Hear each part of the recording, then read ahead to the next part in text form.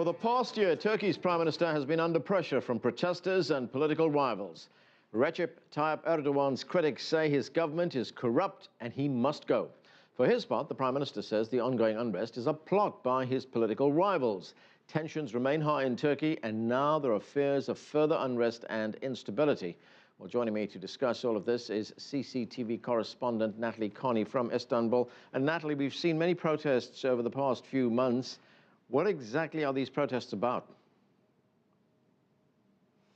Well, they really are sort of a culmination of things that have been happening over the last 11 years that the AK Party, led by Recep Tayyip Erdogan, have sort of put in motion.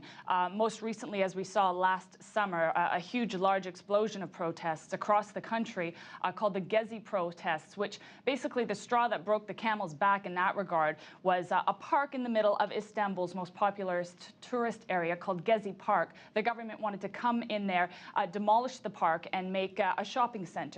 And basically the people said that they had had enough of sort of the authoritarian moves of the government, that they call it.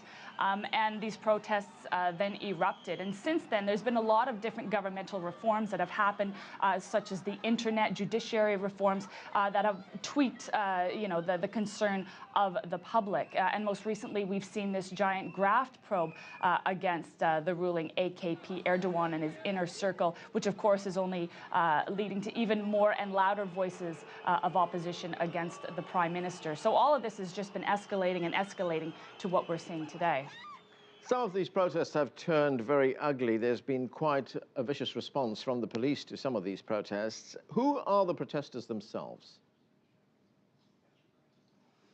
Well, the protesters are really sort of, you could say, the middle to upper class portion of society here. I do want to start by saying, let's not forget that Erdogan, we've just had local elections here, Erdogan and the AKP have significant support across Turkey, most predominantly within sort of the lower, poorer communities across the country, due to the fact that Erdogan and the AK Party have established many social services and has used religious quite effectively. While the country is a secular country, sort of more conservative Islam does sort of hold sway in a lot of areas of the country. So with that said, that support base is rather strong, as we've seen in election results. However, there is this middle and upper class that's becoming more sort of discerned and concerned about his more authoritarian moves, as I've mentioned, moves that many would argue are sort of to satisfy his supporters. So that's what we're seeing. We're seeing a lot more of the middle and upper class echelon of the country sort of finally taking a stance and saying, no, we want a more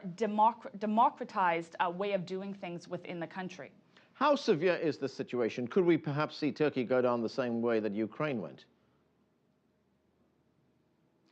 I don't think it would get to that point. I don't think it's going to come to sort of civil unrest throughout the country. While there is a certain divide amongst the people, we're really seeing sort of the climax of it. People are really going to take to the streets and sort of, they want to see a democratic way of resolving the situation. We now have presidential elections that are coming up in August, and these will be the first presidential elections where the president will be publicly voted into office. So this is a chance for the people, again, to make their voices heard. We have parliamentary elections earlier on in the next year. So I think the people are really to the point where they want to take the democratic steps to make changes in the country. But again, going back to the significant portion of society here that do support Erdogan. I think one of the big concerns as well is the constitution of the country. We're sitting on a constitution that's 30 years old. And I think with the correction of that or the changes within the constitution, that might as well lead to some changes in politics here. But again, it really depends on who is at the helm, and these presidential elections coming up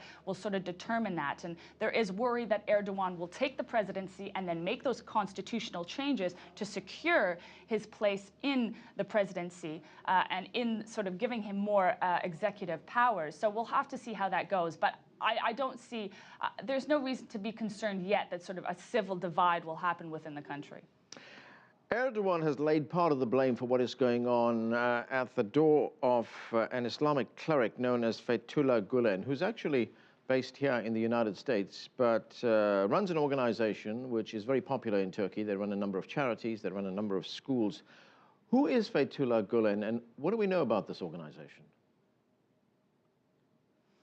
Yes, he's very much a predominant figure here in Turkish society.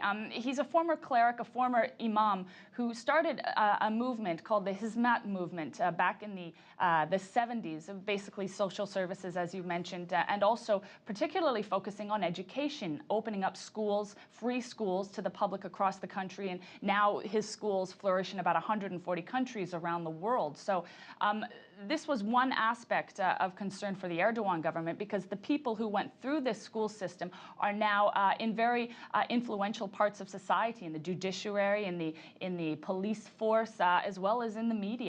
And Erdogan really sees this as a particular threat, because the ideology of Gulen is to get rid of Erdogan. Now, these two used to be supportive of each other. Gulen used to really support Erdogan up to a few years ago, in fact. But it was really sort of these more authoritarian moves, as I've been mentioning, that Erdogan has been taking, that the divide started to occur.